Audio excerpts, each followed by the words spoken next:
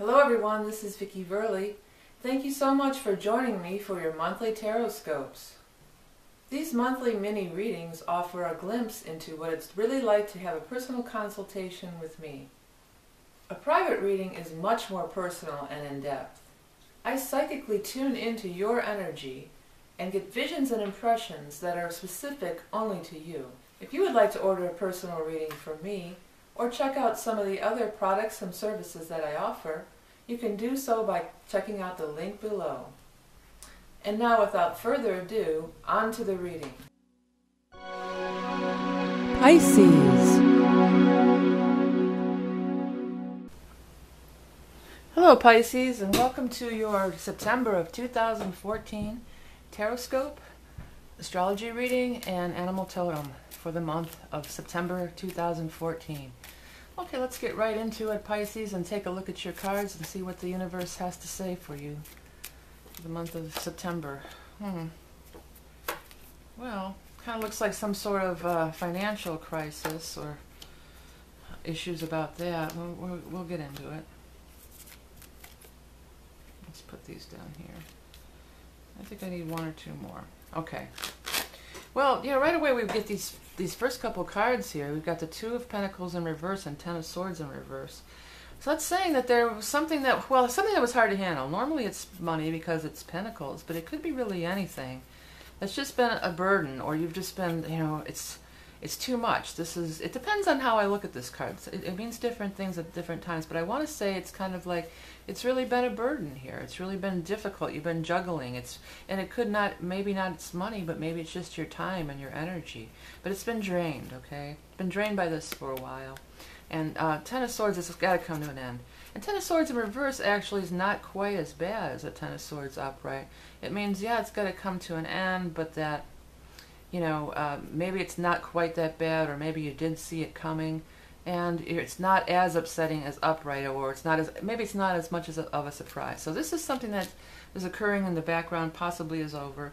But the cards that followed right after are pretty bright and pretty good. We've got Judgment. So that does say an ending to suffering, an ending of a karmic cycle. Paid your dues, did your time, paid your dues, paid your debt, and now you have freedom. And I always look at whatever this horn in this particular deck, I always follow the horn, because this is what lies ahead, right? So it's looking over here at the Eight of Cups. So that's, again, moving on to the future, leaving the past behind. Often there's an element of, like, I don't know what's out there. You know, it's kind of scary because I'm just going into the great unknown. I definitely know what this card's about where I've been. I've been there for a while, and maybe you've been there 8, because it's an 8. Maybe you've been there 8 years, 8 months, 8 weeks. And it can be difficult because you've put a lot of time and effort into this, but it's time to walk away. Sometimes with cups it could be a relationship, but not all the time, you know. And but you do have an emotional connection to it. And that's the thing that's keeping you there. It's like the writing's on the wall, okay? Or it was. Because this could be the position of the past. Maybe this is something, maybe you're already here. Maybe you're already coming out of it. The writing was on the wall here. It's no big shocker or no big surprise. But, you know, the time has come to move on. And maybe around the time of the new full quarter moons, maybe, you know, a good time to do so. Okay, then it has strength. Have strength, have patience. Another 8 as well. So you get 2 8s in the spread. 8 is also the number of Saturn. I connect 8 with the planet Saturn, which again ties back to karmic stuff, which relates to this Judgment card being here. But at any rate, strength is always have strength, have patience, hang in there. It's always like it's kind of a waiting time here. And it shows an end to the waiting over here. So there does seem to be an element of waiting for being able to fully rid yourself of this, or waiting for the new thing to begin. I'm not sure. And it seems like it might not happen in Virgo, because we've got King of Pentacles in reverse. A lot of meanings. This could be an actual person. Okay, but first of all, let's say timing. I felt like it was timing. And since we are in the time of Virgo, in the beginning of September, till the changes of the ingress, the cardinal ingress, or autumnal equinox, is on the 22nd. So it may not be prior to the 22nd, this thing may not be, that might be what you're talking about here, of having the strength and hanging in there. Hierophant in reverse is in the mix here too. Oh, well, this could also be another person. And possibly Pentacles, another person that you're looking to hire you for a job, or to come up with money for financing, or sometimes he's the money man because he holds the coin, you know, he holds the money. So sometimes he's the money man, but oh, he was in reverse. It can be a specific person that's just not coming through in time, or is not coming up with the money, or is not calling you back for the job, or, you know, something like that. That could be play into it. Hierophant is telling me, though, that this is going to go a little different than you thought. It's not a cookie-cutter situation. It can be unpredictable, and it will be unpredictable. And I think, you know, you've got to get your mind out of the way here. And that's showing up here, too. Don't be so worried about the how. Just ask for what you want. You don't have to stay in suffering. You don't have to stay in this vibe. Ask for what you want, and Spirit's going to bring it or answer, or it's going to show up, okay? It's going to show up for you. So, but don't be too nitpicky about, well, he's the only one that could finance my project. So if he's out, it's done, it's over. You know, don't be like that, or, well, this is the only job I really wanted, and if I don't get it, then screw it, I don't care. No, just say what you really want and let it all happen. Because Hierophant says it's not going to go in a normal way, or there could be some unusual in reverse here. Hierophant upright is like the status quo and how everything works like a cog in the machine. And Hierophant reverse is the opposite of that. It's not cookie cutter. It's not gears in the machine. It is unusual, out of the ordinary, out of the herd, breaking away from the pack and breaking away from the herd. And it could happen in a different way. It could also just be maybe this is your vocation. It's out of the ordinary. I mean, or what you're trying to do is out of the ordinary. Either case, you know, the right thing's going to come along. And just like with the, any cards that point, I always want to look at what they're pointing at. And just like with the Judgment card, with the horn pointing, the Hierophant in my deck has a pointer, too. He's got his little, looks like a power. That always reminds me of a power, you know, like run the line, the phone lines thing, a phone pole. But anyways, his scepter or whatever it is, I want to say a beacon. So I don't know if that has any meaning for anybody out there. Points down to here. It's pointing down to an offer's coming. To me, I take 4 rods to be an offer that you're skeptical about, and you're uncertain. There's some uncertainty surrounding it. And then I take it to be in the other way. Usually, not always, but in this case, I'm feeling that. Yes, this is something you totally do want. This is an offer you definitely want to accept. So this is something's going to come. There's something unusual or different about it, at least the way that you see it in your mind here, and it's going to go good. And it's going to come, you're going to be out of this slump or back in action again after a period. Usually this is a period of 4. This can also be a healing too. You know, this is totally a card of healing. And I think that this was needed.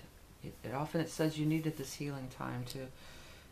and it could relate to a lot of things. It might be relationship. I mean, these could be relationship issues, man. You know, maybe you couldn't leave the relationship because of financial, 2 partnerships and money.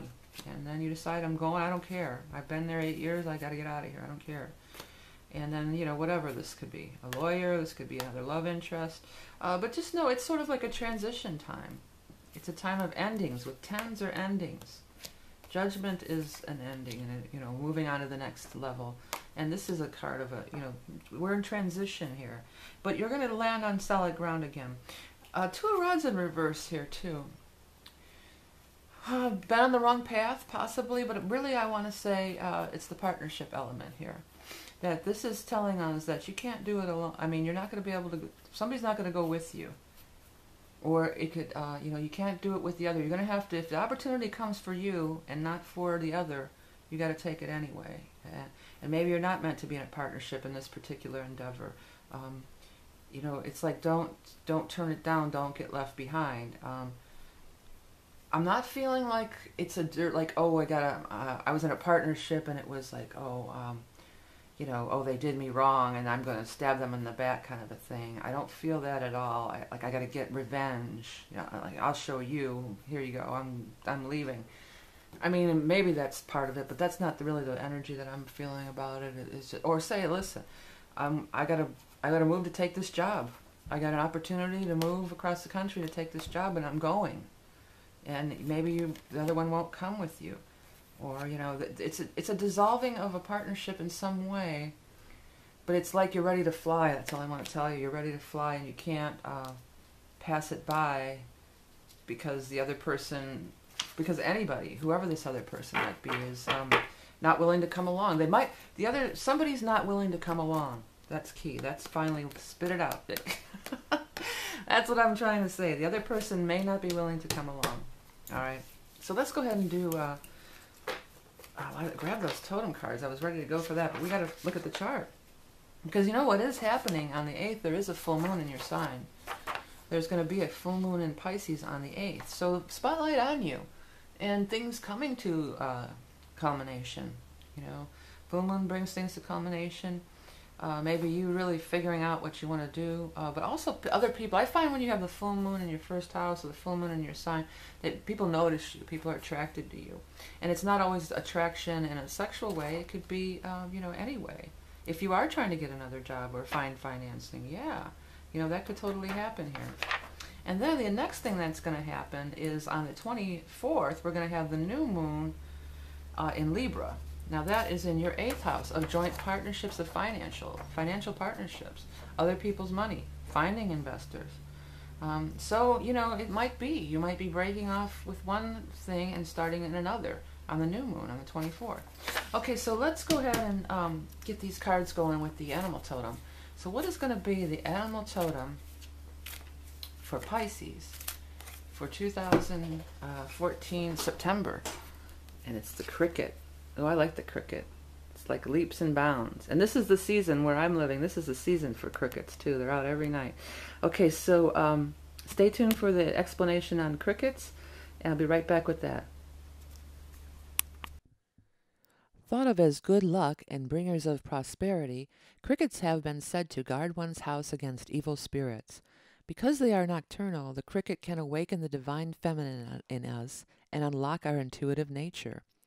Everyone recognizes the song of the cricket, reminding us to sing our song whether you are musical or not. Each of us has our own soul song to sing. Okay, before we go, I want to remind you all that I do have a book out called Tarot in the Modern World. And if you enjoy these readings that I do on YouTube here, chances are you're going to enjoy the book. It's easy to understand terms. I give upright and reverse position. And then I also give like a little bit of an interpretation of how to relate it to other cards, as I do when you watch the videos here, as I relate all the cards together, because I feel like that's really important.